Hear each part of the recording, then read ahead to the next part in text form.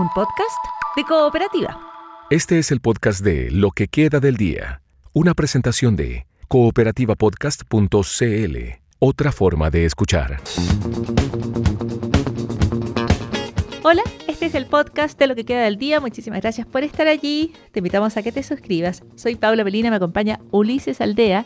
Y en el episodio de hoy hablamos del antivirus con la presidenta de la Sociedad Internacional de Antivirus. Todo esto frente a la preocupación que generan el caso de un brote de antivirus en un crucero de lujo. Hay casi 150 personas allí que han encontrado puerto seguro en España, pero solo a petición de la Organización Mundial de la Salud. Vamos a tratar de indagar más respecto a cuál es la preocupación en torno a este caso. Además, vamos a conversar respecto a la mega reforma que avanza en la Comisión de Hacienda en la Cámara de Diputados y Diputadas. Y lo hablamos con el exdirector de Impuestos Internos, Michel Llorrat, quien se referirá, entre otras cosas, al durísimo informe que entrega el Consejo Fiscal Autónomo respecto a la propuesta de reforma tributaria. El debate en la Comisión de Hacienda de la Cámara de Diputados es intenso. Hay premura de parte del gobierno por avanzar en la aprobación de la idea de legislar para su mega reforma. Esta tarde el Consejo Fiscal Autónomo entregó su esperado análisis respecto a este proyecto, advirtiendo respecto a los riesgos que plantea esta mega reforma y cómo podría afectar la sostenibilidad fiscal. Es un informe bien crítico el que entrega el CFA ante la Comisión de Hacienda. Estuvo exponiendo también en la jornada de ayer el ex director de Impuestos Internos, Michel Llorrat, quien estuvo también ya participado entonces en la discusión del proyecto de reconstrucción en la Comisión de Hacienda. Michel Llorrat está al teléfono de Lo que queda del día en Cooperativa. Muy buenas tardes. Hola Paula, buenas tardes. Muchísimas gracias por los minutos con Radio Cooperativa. Me gustaría partir preguntándole por el impacto que está teniendo el informe del Consejo Fiscal Autónomo que ha planteado el riesgo que podría existir dentro de esta mega reforma. El Consejo Fiscal Autónomo además es un organismo bastante diverso, ¿no es cierto? Y bastante técnico. Hay diferentes miradas, podría decir uno, políticas dentro del CFA. Una de las cuestiones que está planteando es que la rebaja del impuesto a las empresas podría no compensarse con mayor crecimiento. Conociendo usted el proyecto de la mega reforma, ¿cómo observa este planteamiento que hace el Consejo Fiscal Autónomo? Bueno, lo que el Consejo dice muy bien, ¿no es cierto?, es que el proyecto tiene una serie de rebajas de impuestos, de las cuales la más importante en términos de pérdida de recaudación es la reducción de la tasa del impuesto a las empresas, que van a significar reducciones en los ingresos que son muy ciertas, digamos que se sabe muy bien a cuánto ascienden.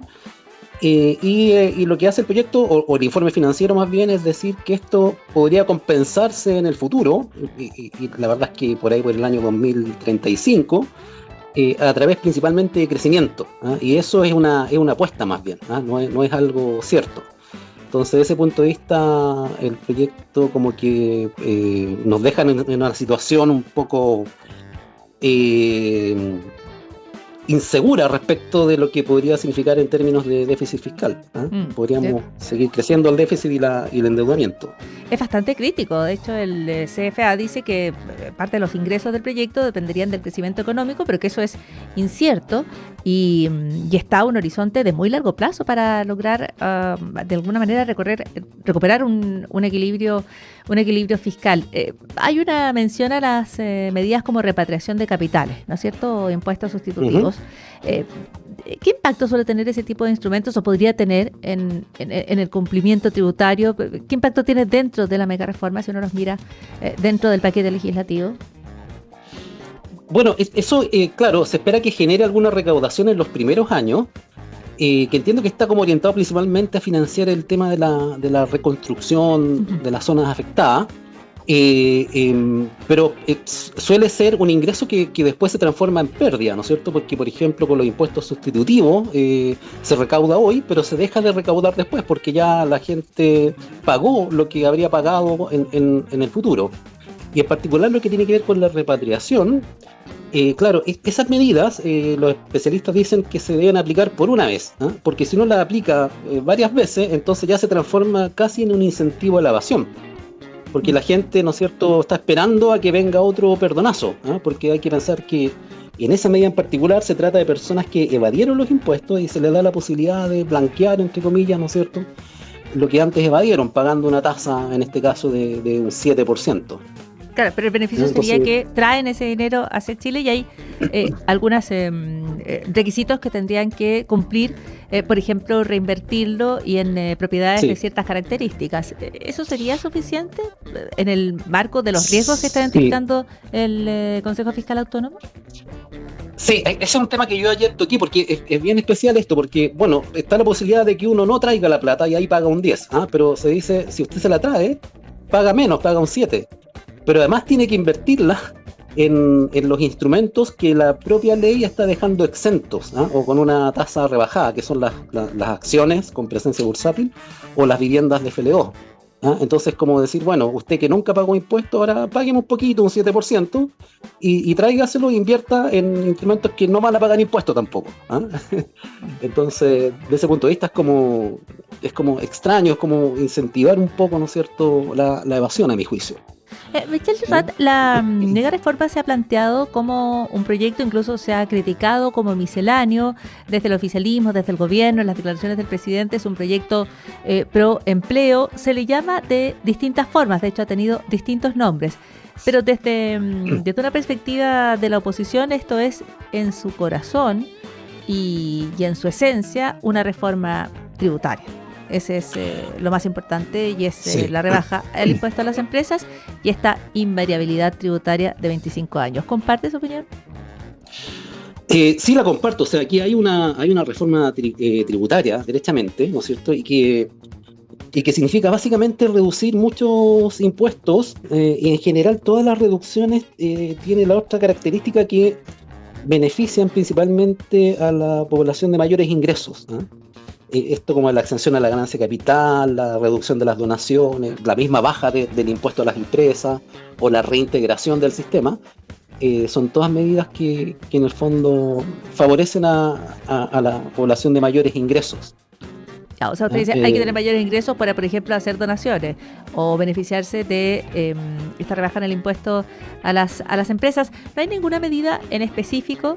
Otra cosa es que indirectamente vayan a generar empleo, crecimiento y en eso mayor bienestar para clase media y todo el país. Pero en lo específico, ¿hay alguna medida que beneficie a quienes no tienen altos ingresos directamente en lo inmediato en esta reforma? Yo diría que no. Bueno, sin contar, ¿no es cierto?, lo que consiguió el PDG, que eso va a ir en otro proyecto, pero en este proyecto en particular, yo diría que no. Tal vez lo que más se podría acercar es la exención a las viviendas, pero tampoco mucho, porque hoy día las viviendas que se financian con subsidio están exentas ya. Entonces, claro, pero podría haber ahí algún rango de precio. Ahora tampoco uno sabe si eso se va a traspasar, digamos, a los precios de la vivienda, o más bien un subsidio también a las constructoras que no han podido vender el stock. Sí, quería precisamente preguntarle por eso, porque parte de su exposición ante la comisión se centró en este planteamiento de eliminar las contribuciones para adultos mayores en su vivienda principal. Y a primera mirada uno puede pensar en que hay gente que a lo mejor, habiendo podido comprar una casa hace muchísimo tiempo, hoy no tiene los mismos ingresos y no cuenta con la capacidad para seguir pagando las contribuciones. Y hay quienes han dicho tampoco se puede pagar para siempre un impuesto respecto a una compra que tuvo lugar hace muchos años. ¿Qué es lo que usted plantea respecto a cómo enfrenta esos argumentos? Sí, a ver, lo primero es que yo diría que tampoco es una medida que favorezca a la gente más bajo ingreso, porque hay que pensar que hoy día el 74% de los adultos mayores que tienen una vivienda no pagan impuestos, ya sea porque están exentos, o sea, porque la vivienda tiene un valor que queda exento, o porque se benefician, ¿no es cierto?, con una exención que hay para adultos mayores, ¿ya? Entonces, lo que ocurre es que esa exención que hoy día existe tiene ciertos límites en términos del valor de la propiedad y de los ingresos de las personas. Entonces, yo ayer decía que efectivamente puede haber un problema en cuanto a algún grupo de personas dentro de este 25% que está pagando contribuciones de adultos mayores, que podría tener un problema de que, si bien tienen una propiedad de un valor importante, no tienen ingresos suficientes como para pagar las contribuciones. Pero la medida, ¿no es cierto?, de dejar exentas las contribuciones a todas las personas mayores de 65 años, es bastante regresiva. Entonces hay mucha gente ahí que no tiene problemas para pagar las contribuciones, pero también se va a beneficiar y va a quedar exenta. Entonces lo que yo planteaba ayer es que puede haber otras medidas mejores, menos regresivas, ¿ya? Y que igual solucionen el problema que creo yo que puede ser real para algunas personas. ¿Cómo qué medida? Mira, ahí yo planteaba 3 medidas que podrían ser alternativa a lo que propone el gobierno. La primera, tal vez la que más me gusta, y que lo hacen en varios países, es que se le puede dar la opción a los adultos mayores de diferir total o parcialmente el pago de las contribuciones. ¿Ya? Diferir, o sea, no eximir. ¿Ah? ¿Y diferir hasta cuándo? Bueno, hasta que la propiedad cambie de dueño, ¿ya? Lo que normalmente se produciría al fallecimiento. ¿Ya? Entonces, claro, el adulto mayor puede dejar de pagar contribuciones hoy día, pero esa deuda, ¿no es cierto?, la pagan los herederos en el fondo, ¿no? Cuando se quedan con la propiedad. ¿Ya? O al vez cuando se vende. Esa es una posibilidad.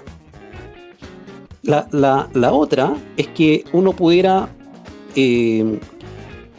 compensar dentro del mismo grupo de beneficiados, eliminando otras exenciones que existen hoy día. Por ejemplo, hoy día todas las propiedades tienen una exención habitacional, ¿ya? O sea, los primeros 50 millones del avalúo fiscal están exentos, ¿ya? Entonces, podría ser que o que la ley dijera que cada persona no puede tener más de 2 viviendas que disfruten de ese avalúo exento, ¿ya? Entonces, una persona que tiene 10 viviendas tendría que empezar a pagar por ese tramo exento por 8 de las 10, ¿no?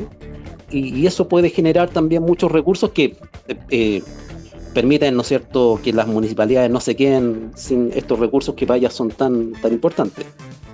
Ya, y esas serían, digamos, formas alternativas. Ahora, hay una descripción o un temor que existe, ¿no?, respecto a que, por ejemplo, las personas, adultos mayores, estén perdiendo sus casas, se las esté rematando porque no puede pagar sus contribuciones. Revisaba información recopilada por CIPER desde la Tesorería General de la República y ninguna vivienda entró en proceso de remate por contribuciones impagas ni de adultos mayores ni de otros tipos de propietarios. ¿No existe en su experiencia esa figura? ¿Es un temor pero no una realidad? Sí, o sea, la verdad es que no tengo tanta información sobre eso. Yo sé que la tesorería puede rematar propiedades, hay remates, pero sí, no conozco casos de adultos mayores que estén en esta situación tan crítica. Ya. En parte, como digo, porque es un grupo más bien pequeño que probablemente no es que no puedan pagar las contribuciones, pero sí los deja muy apretados en términos económicos, ¿ah? A lo mejor porque hay que pensar de que son viviendas de un avalúo fiscal importante, ¿ya? Estamos pensando en personas que igual viven probablemente en las comunas de mayores ingresos, ¿ya? Porque el resto de la gente, digamos, de los adultos mayores ya no están pagando contribuciones. Esa es la realidad. Considerando que el gobierno cuenta con una mayoría en la Comisión de Hacienda, ¿usted qué espacio vio para recibir propuestas, por ejemplo, como la que planteaba usted, que en su opinión es menos regresiva, o sea, no favorece tanto a sectores de mayores recursos y permitiría una recaudación como esta opción de diferir las contribuciones hasta el momento en que el propietario fallezca? ¿Vio alguna acogida para sus planteamientos, para su exposición? Mira, es que la verdad es que la sesión de ayer fue bien especial, porque se produjo una discusión sobre otros temas y entonces nos quedó muy poco tiempo para presentar y tampoco hubo tiempo para preguntas, ¿ya? Entonces, claro, yo podría decir que me pareció de los gestos, las miradas, como que podría haber cierta aceptación de alternativas, ¿eh? Pero no mucho más que eso, la verdad. Ya no alcancé a hacerme una percepción de si podría tener más acogida estas propuestas. Yo esperaría que sí, ¿ya? Porque también debiera ser del interés del gobierno no profundizar el déficit fiscal, ¿ya? Entonces, si es posible tener medidas compensatorias o que signifiquen menos costo inmediato, yo esperaría que tuvieran buena acogida. Muy bien. Habrá que ver si aquello es el caso dentro de la premura con lo que se va avanzando en esta tramitación. Michel Llorat, muchísimas gracias por los minutos con Radio Cooperativa. De nada, encantado. Gracias. Muy buenas Pablo. tardes. El ex director del Servicio de Impuestos Internos conversando en lo que queda del día.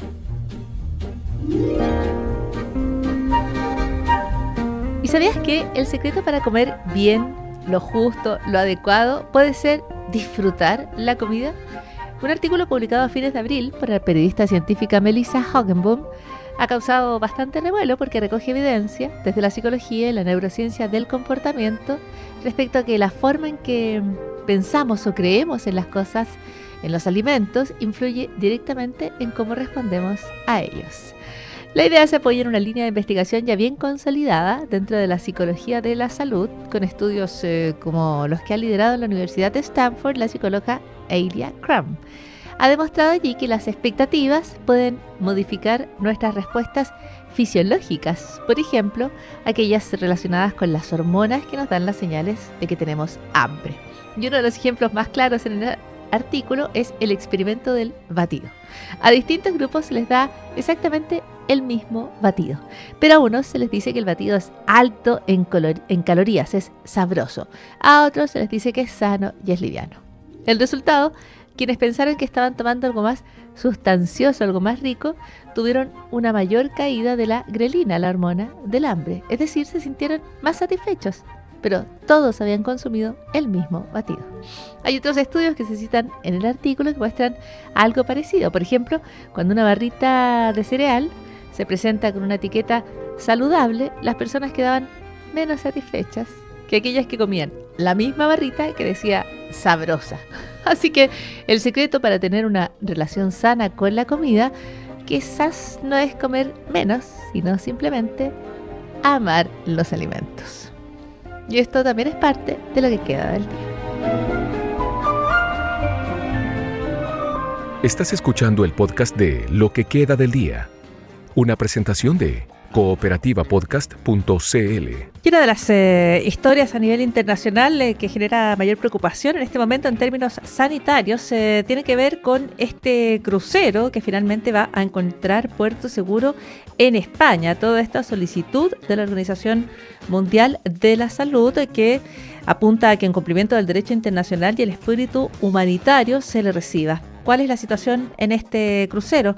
En su interior se ha generado un brote de hantavirus y hay al menos 147 pasajeros que se encuentran expuestos a un posible contagio. Hay varias personas afectadas, se entiende que son 7 los directamente afectados por el brote del virus, pero hay otros casos donde las personas están reportando algunos malestares o síntomas sin que se haya podido confirmar.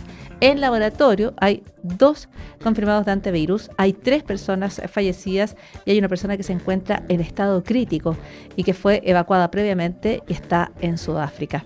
Vamos a conversar con la viróloga Nicole Tischler, es académica, es investigadora principal del Centro Basal Ciencia y Vida de la Universidad San Sebastián, pero además es presidenta de la Sociedad Internacional de Hantavirus y está apoyando a la Organización Mundial de la Salud en este caso. Doctora Tischler, muchísimas gracias por estos minutos con Cooperativa. Muy buenas tardes. Hola Paula, un gusto. Gracias por la invitación. Partir preguntándole por lo inusual que es esta situación. Hay muchísimos cruceros que hacen este recorrido, que pasan por Patagonia, la Patagonia Argentina, pero ¿no tenemos antecedentes de una situación como esta?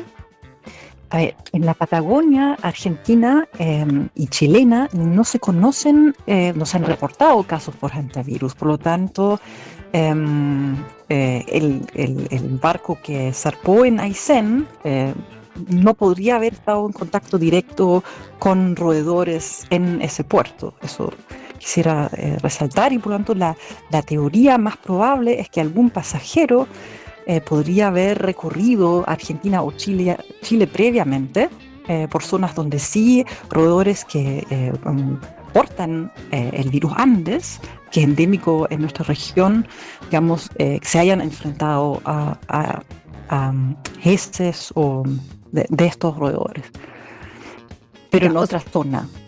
Perfecto, pero o sea, esto no habría... Sí, por favor, doctora. La investigación está totalmente, eso se está investigando todavía, no hay ninguna todavía claridad sobre cuál es el caso índice y de dónde podría haber contraído la infección. Perfecto, y ese es un primer espacio entonces de incertidumbre. No está claro cómo llega el hantavirus hasta el crucero. no podría haber tenido lugar el contagio en la región de Magallanes, en la propia Patagonia. Tendría que haberse tratado eventualmente de una expedición previa donde algún pasajero hubiera quedado expuesto entonces a las heces del ratón de cola larga, como lo conocemos en Chile, que es el que transmite el virus. Hay 2 personas que fallecen, doctora, y hay otra que se encuentra en estado grave. ¿Podríamos apuntar a que esos casos representarían los casos índice o casos cero, si ese es el término preciso, o no necesariamente? ¿O estas personas podrían haber sido contagiadas al interior del barco por otra persona que portara el virus? Sí, es todo muy especulativo. Quisiera primero hacer una corrección, me refería a Tierra de Fuego con Patagonia. Obviamente en Patagonia tenemos muchos casos de hantavirus, perdón. Ah, perfecto. Me refería a Aysén y justamente Tierra de Fuego. Respecto a las 2 personas fallecidas, claro, es todo especulativa, netamente. No podemos hoy en día decir quién es el primero, dado, digamos, quién haya sido, digamos, a ver, todavía no sabemos ni siquiera la especie de hantavirus que digamos, está produciendo estos casos. Es muy probable que sea el virus Andes.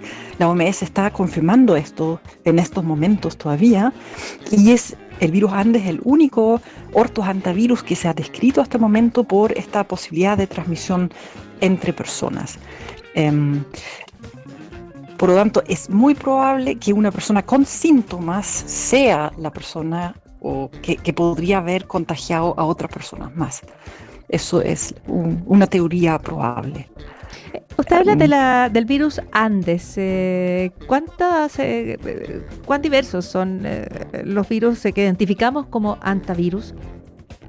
Los hantavirus existen desde reptiles hasta mamíferos y se agrupan en una familia viral que se llama Hantaviridae, y dentro de eso hay distintos géneros, algunos, como les digo, infectan reptiles, otros peces, otros, por ejemplo, murciélagos, y también hay un género que infecta roedores, y es ese género de hantavirus que, digamos, es transmitido hacia humanos y donde puede causar síntomas. Y estos síntomas pueden manifestarse en un periodo de incubación de entre 2 a 6 semanas. Y por eso, a su vez, no es fácil decir quién es el primer caso índice, paciente primero, segundo, la cascada digamos, de contagio, porque podría un paciente manifestar síntomas antes del otro y así. Pero sí, muy probablemente, de lo poco que sabemos, debería manifestar síntomas la persona que podría haber generado contagio. Eso sería lo más probable nuevamente. Doctora Tischler, respecto al contagio humano a humano, porque a esta altura se están reportando 7 casos. Hay 2 que están confirmados por laboratorio, pero en total serían 7 casos. ¿Cuán habitual es ese contagio humano a humano de hantavirus? A ver, nuevamente recalcar que solamente se ha descrito para el virus Andes y tenemos grandes equipos aquí en nuestro país y también en Argentina que han hecho estudios muy meticulosos siguiendo contactos estrechos de personas y que se han publicado desde hace muchos tiempos, muchos distintos ejemplos. Estos principalmente son casos de contactos estrechos, ¿ya? Muchas veces de personas que viven en la misma casa o que han hecho un viaje largo en conjunto, etc. Pero también conocemos otros casos donde bastó, estas personas las llamamos super spreader en inglés, super dispersadores, contagiosos, no sé, digamos, claro. Contagiosos, exacto, que podrían tal vez... Y eso se sabe, todavía muy poco caracterizado, no sabemos los factores de qué podría depender, que basta una exposición mucho más corta a un super spreader. Spreader. A alguien que tiene la capacidad de contagiar a muchas personas. Esto es por distintas características, ¿no? Por ejemplo, porque no presenta síntomas de manera temprana y por lo tanto puede generar más contagios. De lo poco que sabemos es que el caso más descrito que se conoce ocurrió en 2018 en Epuyén, y esa persona sí se contagió, digamos, en cascada, alcanzó de este sexo de 4 personas, presentó síntomas. Entonces no conocemos, digamos, el contagio a través de personas sin síntomas. Doctora, para usted, ¿cuáles son las grandes preguntas a responder en el caso de este crucero? Perdón, ¿cuál es la pregunta? Para usted, ¿cuáles son las grandes interrogantes que es necesario esclarecer respecto a lo que está pasando en el crucero? Claro. Sí, lo clave ahora es saber cuáles otros pasajeros podrían estar contagiados. Eso es para poder limitar, digamos, este brote y impedir, en el fondo, que más personas sean afectados. Entonces, es fundamental lograr el diagnóstico oportuno en todos estos pasajeros, sobre todo aquellos que están, digamos, con contactos más estrechos con estos 7 personas sospechosas de estar infectadas, y hacerle seguimiento, porque si bien hoy día pueden ser negativos, puede que en recién 1, 2 o 3 semanas más presenten, o sea, se vuelven positivos y presenten, digamos, la enfermedad. Doctora, ¿qué apoyo están entregando desde la sociedad que usted preside a la Organización Mundial de la Salud en esta materia? Sí, es el apoyo a través de nuestros miembros de la sociedad. Estamos tratando de hacer los contactos más oportunos que tenga la OMS con especialistas que son o del Advisory Board, de los consejeros que tenemos como sociedad, o que son miembros de esta. Les quiero mencionar que tenemos un congreso por primera vez este año en Chile que organizamos en la sociedad, que existe, se realiza cada 3 años y se realiza siempre en distintas partes del mundo, y este año por primera vez en Chile, justamente porque le quisimos dar un enfoque al virus Andes, que tiene tantas características particulares entre los antivirus. Y ahí tenemos organizadores tanto internacionales como nacionales que apoyan a este congreso, y es muy importante para poder estar mejor preparados ese intercambio. Uh-huh. Entonces, este mismo equipo en este momento está ayudando también en proveer, por ejemplo, protocolos de diagnóstico a la OMS, proveer reactivos y dar asesoría, por ejemplo, con el seguimiento de estos casos. Muy importante, Chile cuenta con un equipo médico muy preparados para el tratamiento de estos pacientes. Entonces, estos médicos también están, digamos, dando apoyo, y que son de instituciones muy importantes aquí de nuestro país, como de la Universidad Católica, de la Universidad del Desarrollo y otros. Finalmente, doctora, si se tratara del Andes virus, que coincide en términos de que hay posibilidad de transmisión humana, ¿se trataría entonces de la posibilidad de que ese virus llegara a Europa por primera vez? En el caso, por ejemplo, de que alguno de los portadores, como va a ocurrir, desembarque y eventualmente llevara ya el contagio sin presentar síntomas, o este virus, este Andes virus de antivirus, ya estaba presente en Europa. A ver, los virus no se transportan solos, ¿verdad? Entonces siempre necesitamos hospedero. Sí, en ese caso sería una persona, un humano que lo lleva. Ahora, para volverse, digamos, quedarse, en el fondo tendría que encontrar un nuevo hospedero, que tendría que ser un nuevo humano, o en ese caso es poco probable que sea compatible con los roedores endémicos en Europa. Pero siempre todo puede pasar, puede haber una adaptación, puede haber cambios, ¿verdad? Ahora, estos humanos probablemente no tienen contacto con roedores tampoco, si se manejan bien los desechos, justamente de todas estas muestras clínicas en el fondo. ¿Y si bajaran ratones entonces, desde el barco? No se han reportado ratones en el barco hasta el momento, y tampoco no hay ninguna evidencia de que esto sea un hallazgo de estos roedores dentro del barco hacia los pasajeros. Eso me imagino que ya se hubiese identificado hace varios días. Uh-huh. Es parte de una situación, doctora, que como usted dice, hay todavía muchas interrogantes, ¿no? Hay mucha información todavía que recoger en torno a lo que está ocurriendo, pero ya hay una activación de redes internacionales, como la organización que usted preside, que está apoyando a la Organización Mundial de la Salud para abordar esta situación del crucero. Se nos acaba el tiempo, pero le agradecemos muchísimo los minutos con Cooperativa. Quiero hacer un último comentario, agradecer, digamos, el financiamiento que tenemos a través del Ministerio de Ciencia en diversos proyectos para poder hacer investigación de este virus y realmente hacer ese tipo de aportes. Claro, que es importante en momentos como este y siempre, ¿no?, la investigación. Muchísimas gracias, doctora, por los minutos con Cooperativa nuevamente. Muchas gracias.